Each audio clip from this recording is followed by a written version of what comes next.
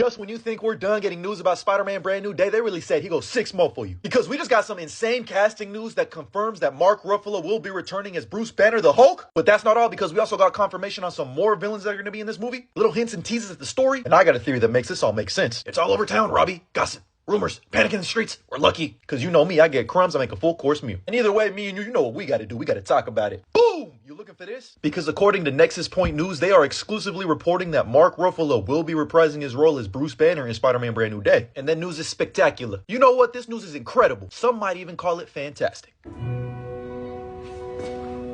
Haha! And I'm not gonna hold you. When I heard Hulk in Spider-Man Brand New Day, my initial reaction was, but then I read the headline again and it specifically said Bruce Banner, which then got me like, I see this as an absolute win. And diving a little deeper into the article, they are also reporting that it is currently unknown what his role is, if he will be Smart Hulk, Angry Hulk, or just Bruce Banner. But one thing they're certain about is that his role is not a cameo. He will have a substantial role in the movie. If I had to guess, and I'm hoping it's this way, but I hope Bruce and Peter just end up being the new Science Bros. Because I don't know if y'all know this or not, but I'm pretty sure Hulk and Spider-Man have not interacted once in the entire MCU. I'm pretty sure they've just made references to each other, like Spider-Man and Spider-Man Homecoming. He's like, Hulk, I thought you'd be bigger. And then Bruce Banner saying there's an Ant-Man and a Spider-Man. But we almost had them interact in Endgame, but they took it from us, Carmine. That was today.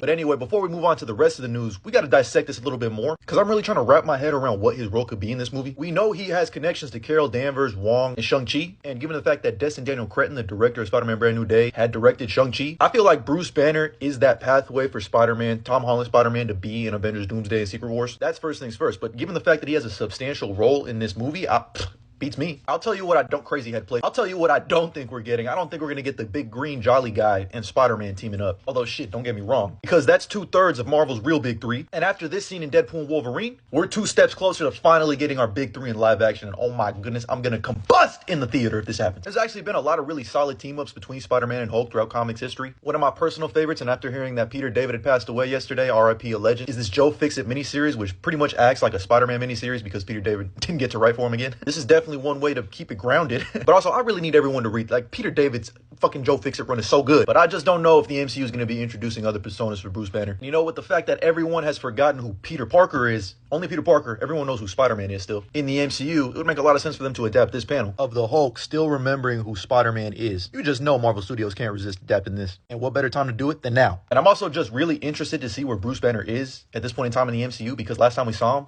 we found out that he had a fucking kid with a fucked up hairline. Like, nah, that man has to salute like this. Don't forget about that fake concept art for Avengers Secret Wars, where it looks like the Hulks are going to be playing a huge factor. Someone else we could potentially see is Jen Walters She-Hulk, because I love the interactions between Jen and Peter in the comics, and I would love to see something like this in live action, especially if you're going to need a really good lawyer, and you can have some little fun with